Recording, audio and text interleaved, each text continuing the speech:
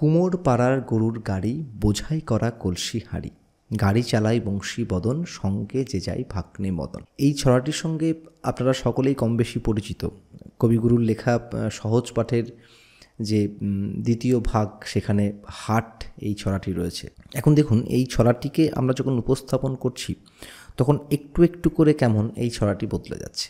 প্রথমেই আমি যদি শুধুমাত্র এই ছড়াটিকে উপস্থাপন করি, কুমোর পাড়ার গরুর গাড়ি বোঝাই করা কলসি হাঁড়ি, গাড়ি চালায় বংশী বদন, সঙ্গে যে যায় ভাগ্নে মদন, হাট বসেছে শুক্রবারে, বক্সিগঞ্জে পদ্মা পারে।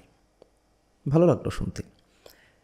এরম করে আপনারা এই ছড়াটিকে পাঠ করতে পারেন, আবৃত্তি করতে পারেন, শুনতে ভালোই লাগছে বেশ। এবার দেখুন তো, এই যে ছড়াটা আপনারা যেটা এতক্ষণ শুনলেন এবং আমি নিজেই নিজেকে বললাম যে খুব ভালো লাগছে, এই ছড়াটির মধ্যে আমি যদি এবার একটু ছন্দ ঢুকিয়ে দিই তাহলে সেটা শুনতে কেমন লাগছে। যদিও এর মধ্যে ছন্দ রয়েছে, আমি সেই ছান্দিকভাবে সেটাকে প্রথমে উপস্থাপন করিনি, এখন ছান্দিকভাবে উপস্থাপন করছি।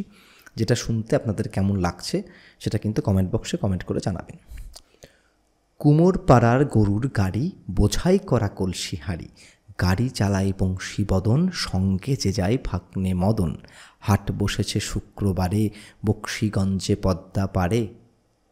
আশা করি আগের থেকে এটা শুনতে আরও অনেকটা ভালো লাগলো বেশ। এবার আমি এই ছড়াটির মধ্যে একটি ছান্দিক গতিময়তা নিয়ে আসার চেষ্টা করলাম।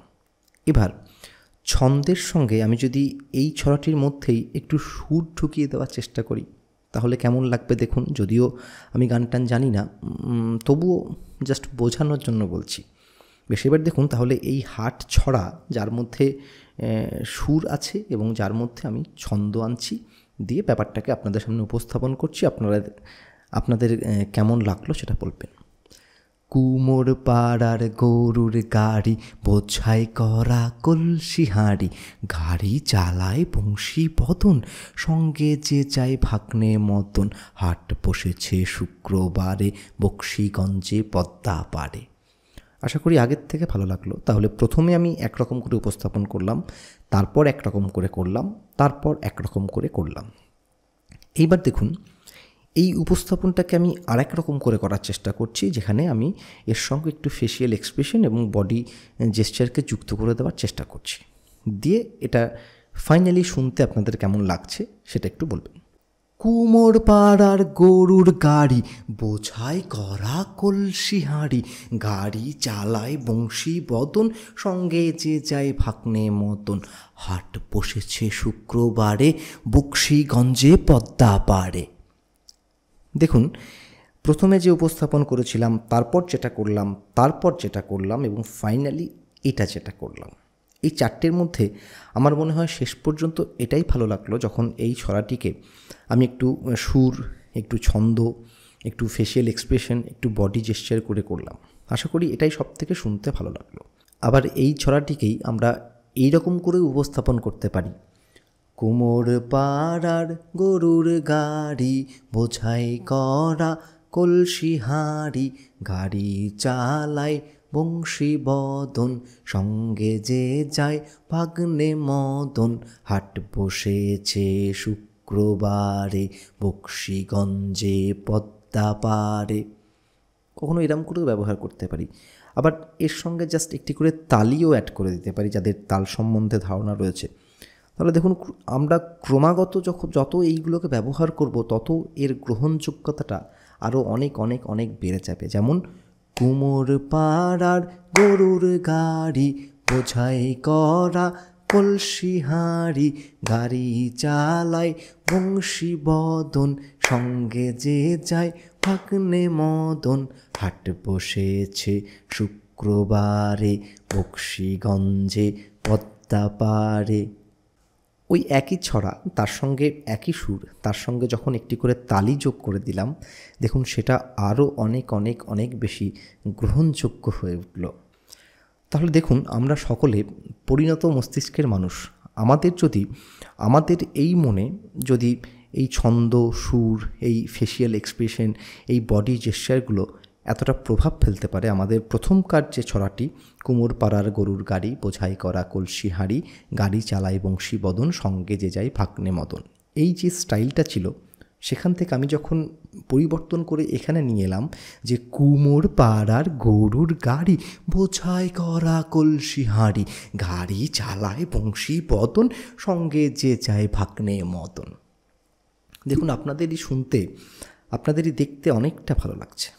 তাহলে আপনাদের যদি এটাকে এত ভালো লাগে, তাহলে আপনার ক্লাসের যে শিশুরা রয়েছে তাদের কতটা ভালো লাগবে? তাদের তো শিশু মন, হ্যাঁ, তাদের কিন্তু অবশ্যই ভালো লাগবে। তাহলে আপনি যখন ক্লাসরুমে টিচিং ডেমনস্ট্রেশন দেওয়ার সময় এই হাট ছড়াটিকে, এটিকেই যখন পড়াবেন, তখন যদি শুধুমাত্র ক্লাসের মধ্যে ঢুকে সকলে বলো কুমোর পাড়ার গরুর গাড়ি, বোঝাই করা কলসি হাঁড়ি, গাড়ি চালাই বংশী বদন, সঙ্গে যে যাই ভাগ্নে মদন, আপনি যখন এইরকম করে পড়াবেন, আর আপনি যখন কুমোর পাড়ার গরুর গাড়ি, বোঝাই করা কলসি হাঁড়ি, গাড়ি চালাই, যখন এইরকম করে পড়াবেন, তখন দেখুন তার গ্রহণযোগ্যতাটা অনেকটা বেশি হয়ে যাচ্ছে।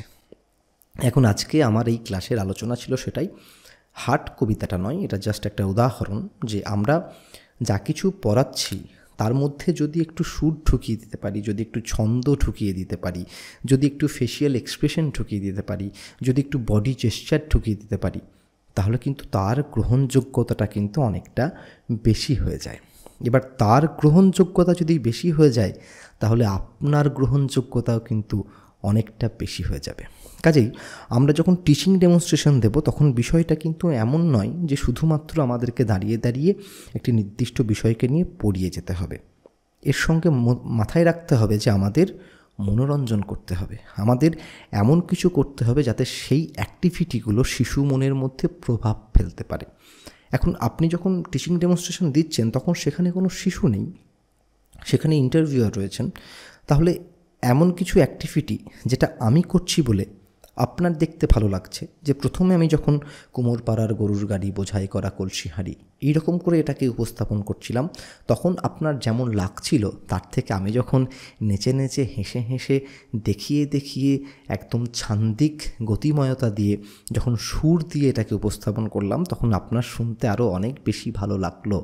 তাহলে কিন্তু যিনি ইন্টারভিউয়ার রয়েছেন, যিনি আপনাকে দেখছেন, যিনি আপনাকে জাজ করছেন, তারও কিন্তু আপনার এটাকে দেখে কিন্তু ভালো লাগবে। এবং ওই যে মন জয় করার যে ব্যাপার, একটা ইমপ্রেশন তৈরি করার যে বিষয়, সেটা কিন্তু আপনি অবশ্যই করতে পারবেন। তাহলে আজকের আপনাদেরকে এটাই বলার ছিল যে যখন আপনি টিচিং ডেমনস্ট্রেশন দেবেন, যখন কোনো কিছু কারোর সামনে উপস্থাপন করবেন, যদি আরও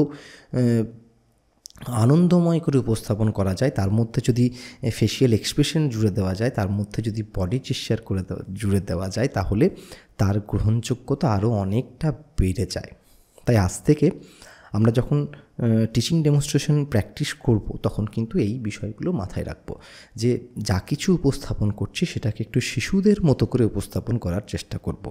তাহলে হয়তো কোনো একটা জায়গা থেকে মনে হতে পারে যে একজন শিক্ষক ক্লাসরুমের মধ্যে এটা কী করছেন, কিন্তু তিনি এটা ঠিকই করছেন, কারণ শিশুদের মনের কাছে পৌঁছতে গেলে শিক্ষককেও শিশু হতে হবে, তবেই তিনি শিশুদেরকে খুব সহজে নিয়ন্ত্রণ করতে পারবেন এবং তাদের খুব কাছাকাছি গিয়ে তাদের বন্ধু সম হয়ে তাদেরকে সেই নির্দিষ্ট পাঠটাকে দিতে পারবেন। এবং ইন্টারভিউ বোর্ডে কিন্তু সেই সকল মানুষগুলোকেই খোঁজা হচ্ছে, সেই সকল ছেলে মেয়েদেরকেই খোঁজা হচ্ছে যারা শিশুদের সামনে শিশুদের মতো করে তাদের বিষয়গুলোকে উপস্থাপন করতে পারে। কাজেই আজকের এই যে আলোচনা, সেটা কিন্তু সহজ পাঠের হাট ছড়াটির উপস্থাপন নয়, আমি জাস্ট ছড়াটাকে নিয়ে একটা উদাহরণ হিসেবে আপনাদের সামনে উপস্থাপন করলাম যে কেমন করে আমরা কোনো একটি বিষয়কে একটু চর্চার মধ্যে নিয়ে এলে, তাকে একটু শারীরিক অঙ্গভঙ্গি দিয়ে উপস্থাপন করলে সেটা কতটা হৃদয়গ্রাহী হয়ে ওঠে। বেশ, আজকের এটুকুই। আবার পরবর্তী ভিডিও কোনো কিছু একটা নির্দিষ্ট বিষয় নিয়ে আসবে, অবশ্যই প্রাথমিকের ইন্টারভিউয়ের সঙ্গে সম্পর্ক রাখবে। আজকে এই পর্যন্তই। তাহলে দেখা হচ্ছে অন্য কোনো এক ভিডিওতে, অন্য কোনো একদিন। ততক্ষণের জন্য আপনার এই বন্ধুকে বিদায় দিন। আরেকটি কথা, এই চ্যানেলটিকে কিন্তু অবশ্যই সাবস্ক্রাইব করবেন এবং আপনাদের যে বন্ধু বান্ধব আত্মীয় স্বজন যারা রয়েছেন তাদের মাঝে এই চ্যানেলটিকে ছড়িয়ে দেবেন, শেয়ার করবেন ভিডিওগুলো। সকলে ভালো থাকবেন। দেখা হচ্ছে আবার অন্য কোনো এক ভিডিওতে।